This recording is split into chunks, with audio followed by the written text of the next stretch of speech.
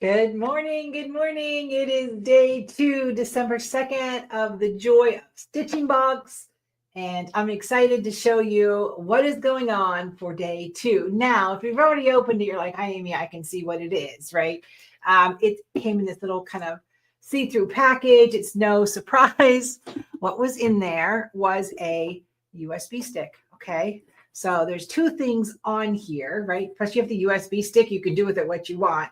But there's 2 things on here that I'm only going to show you one because that's the one we're doing today.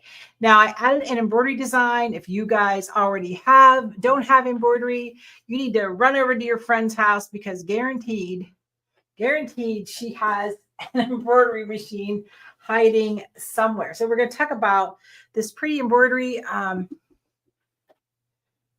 Look, it's this pretty mistletoe. I did on a simple black Dunroven towel, which is one of my favorite things to give. I usually give some sort of a food. I wrap the towel with the embroidery on it around, the nut bread or the cookies or whatever I'm offering. So it really is kind of a quick and easy, but we're going to talk a little bit about stabilizers. But I did want to show you, I opened it up here in my embroidery software. And let's see what's happening. Whoop. Text from Ed is what's happening.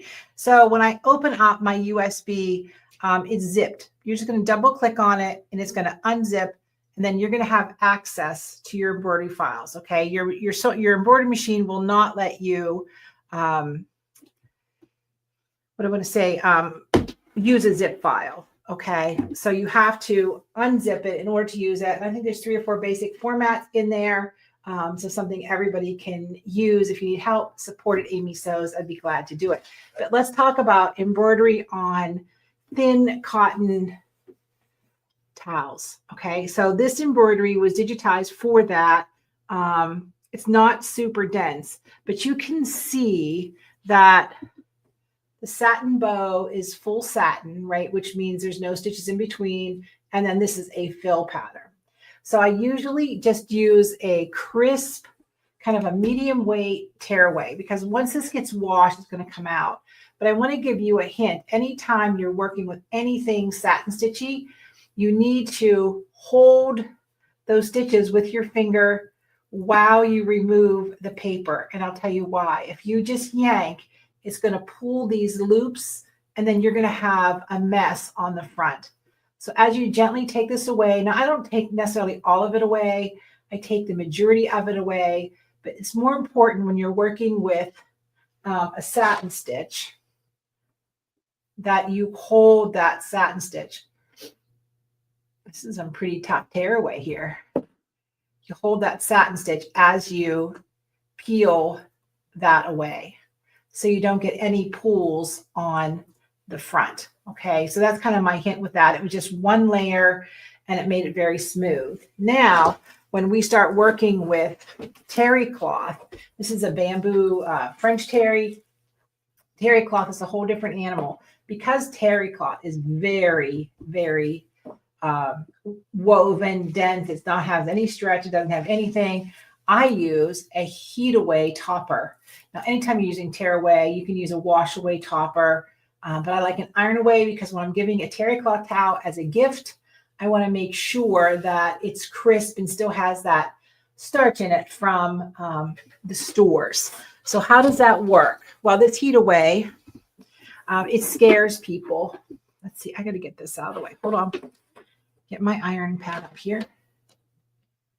When you take it, and I'm just going to take a little piece of it.